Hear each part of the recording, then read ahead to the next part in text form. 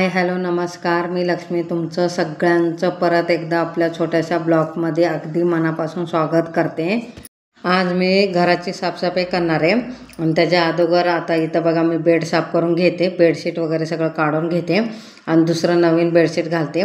आणि पहिले माझं कसं लाकडी बेड होतं, स्लायडिंगचं होतं खाली, तर मी सगळं हातरून वगैरे त्याच्यात ठेवत होतं। आता स्लायडिंगचं नाही, लोखंडाचं बेड आहे। त्याच्यासाठी मी काय करते, एका कोपऱ्याला तुम्ही बघतातच, एका कोपऱ्याला माझे हातरून आहेत, कारण की मी बेडरूममध्ये ठेवत नाही, बेडरूममध्ये माझा देवघर आहे ना, त्याच्यासाठी मी हे कसं बाहेर उचलायचं आहे, स्लायडिंगचं नाही आहे लोखंडाचं, त्याच्यासाठी मी आठवड्यातून एकदाच काढते। ते बेडवर हातरायचं ना, बेडशीट वगैरे ते आहे ना, ते आठवड्यातून एकदाच काढते आणि धुवून ठेवलं की लगेच धुवून झाल्यानंतर त्याच्यात ठेवते, मग आठवड्यातून त्याच्यातलं काढते, बाहेर ठेवत नाही, त्याच्यात ठेवते।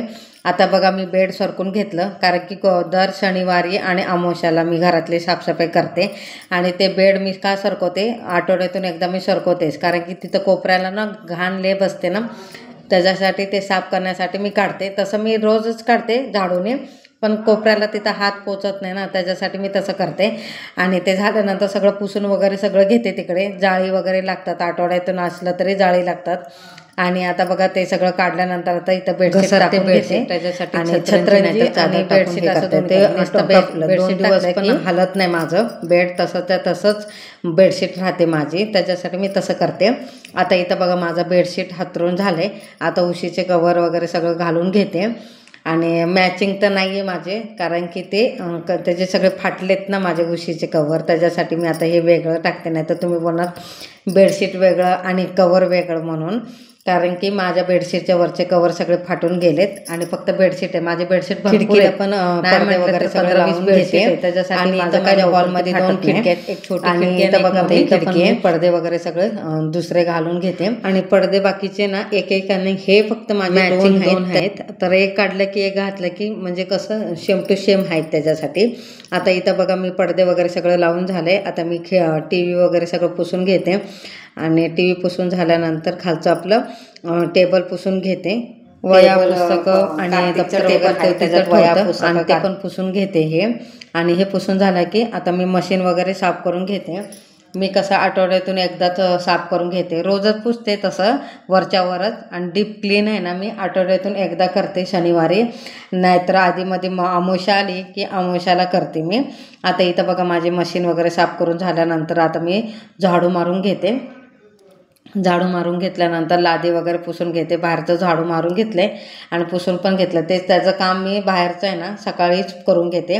उठले की पहिले झाडू मारून घेते, दारापुढे पाणी मारून घेते आणि ते सकाळचंच काम करून घेते। त्याच्यानंतर मग सगळे कामावर आणि शाळेत गेलं ना, कार्तिकचे पप्पा कामावर आणि कार्तिक शाळेत गेले की मग घरातलं मी पहिले करून घेते।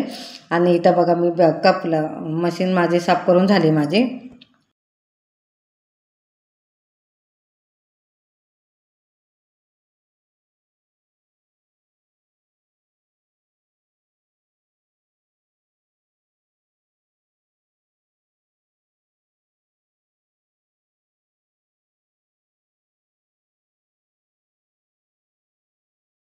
बेडवरून बेडशीट वगैरे काढलं ना, तेव्हाच मी भिजवले आणि बाकीचं काम केलं, तोपर्यंत ते भिजते तोपर्यंत बाकीचं मी काम करून घेतलं।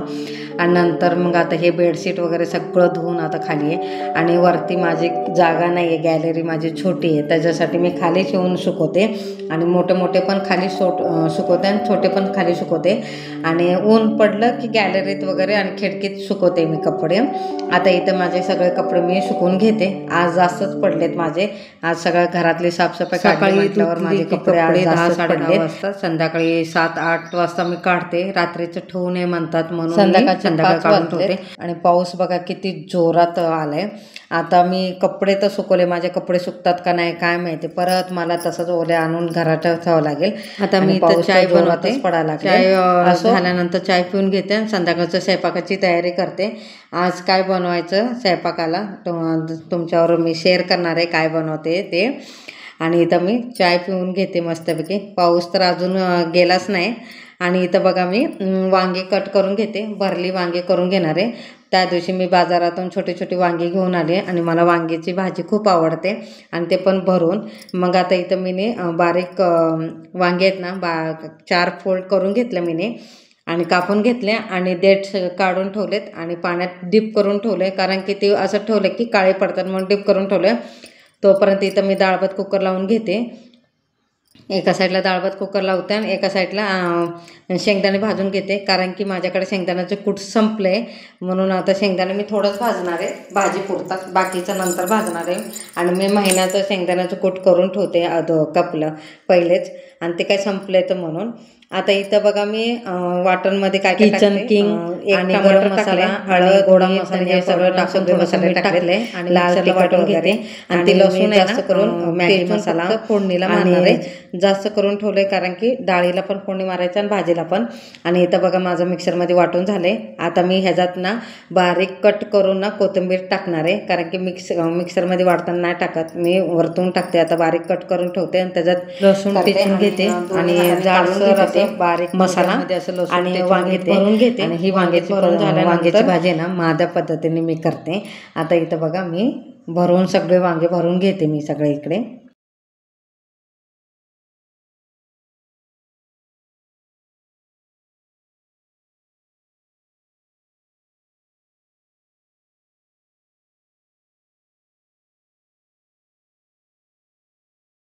इथं बघा मी वांग्याची भाजी करून घेते आणि पहिले कढई ठेवली आणि ज्या कढईत मी शेंगदाणे भाजले ना तीच कढई ठेवली, मी दुसरी घेतली नाही. आणि इथं बघा तेल टाकले, तेलामध्ये राई, जिरा आणि कढीपत्ता टाकले आणि लसूण टाकले आणि चांगलं त्याला गुलाबी रंग येईपर्यंत चांगलं भाजून घेते. भाजून झाल्यानंतर भरलेली वांगी टाकते आणि 2-3 वेळा चमच्याने असं हालून घेते, वरखाली करून घेते आणि सगळं ते तेल वांग्याला लागायला पाहिजे म्हणून. आणि कपलं वरतून झाकण लावून ठेवून देते 5 मिनटं. आणि ते कसं वाफेवर चांगलं शिजलं की परत थोडंसं पाणी आपल्याला कसं पाहिजे तसं, म्हणजे लपलपीत किंवा पातळ पाहिजे, पातळ पण चांगलं होते आणि लपलपीत पण छान होते. आता इथं कसं मला डाळ भात बरोबर खायचे, त्याच्यासाठी मी असं मीडियममध्ये पण नाही करत, जास्त घट पण करत नाही, असं थोडंसं लपलपीतच करते. आता इथं बघा मला डाळीला फोडणी मारायचं म्हणून ते दुसऱ्या साईडला मी ठेवलं आहे. आता इथं मी डाळीला फोडणी मारून घेते आणि डाळीला फोडणी मारताना मी राई, जिरा, कढीपत्ता, लसूण टाकते आणि आपलं लाल बेडगी मिरची आहे ना त्याच्याने पण छान चव येते, मी तसंच करते. आणि कधी कांदा कापून टाकते, कधी असं टाकते आणि कधी कांदा टाकून करते, असं कधी पण वेगळं असं करते मी, नाहीतर मग डाळ तडकासारखं वेगळं ते पण करते. आता इथं बघा मी डाळीला फोडणी मारून घेते आणि डाळीला फोडणी मारून झाल्यानंतर सकाळच्या आम्हाला सगळ्यांना चपातीच लागतात, पण संध्याकाळी कपलं मी चपाती पण करते आणि भाकरी पण करते, असं दोन्ही करते. आणि रोज न चुकतं माझं तेच असते. आणि कसं आणि उपास वगैरे असलं की माझं तर मी तरी पण भाकरी पण करते आणि चपाती पण करते. इथं बघा मी चपातीचं पीठ मळून घेते, कारण की कार्तिक आहे ना चपाती भाकरी खात नाही, चपातीच खाते. आता इथं मी चपाती पीठ मळून घेतले कणिक. आता इथं भाजी पण माझी तयार झाली लपलपीत, अजून थोडंसं मला बाकी आहे पाणी आटायला. आणि इथं अजून परत एकदा झाकून ठेवते आणि इथं बघा मी चपाती करून घेते.